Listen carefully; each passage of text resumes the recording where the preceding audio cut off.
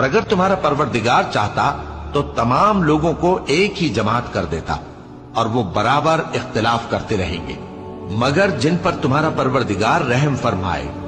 اور اسی لیے اس نے ان کو پیدا کیا ہے، اور تمہارے پروردگار کا قول پورا ہو گیا کہ میں دوزخ کو جنوں اور انسانوں سب سے بھر دوں گا۔ اور اے نبی اور پیغمبروں کے وہ سب حالات جو ہم تم سے بیان کرتے ہیں، ان سے ہم تمہارے دل کو جمائے رکھتے ہیں، اور ان حالات میں تمہارے پاس حق پہنچ گیا، اور یہ مومنوں کے لیے نصیحت اور عبرت ہے۔ اور جو لوگ ایمان نہیں لائے ان سے کہہ دو کہ تم اپنی جگہ عمل کیے جاؤ، ہم اپنی جگہ عمل کیے جاتے ہیں،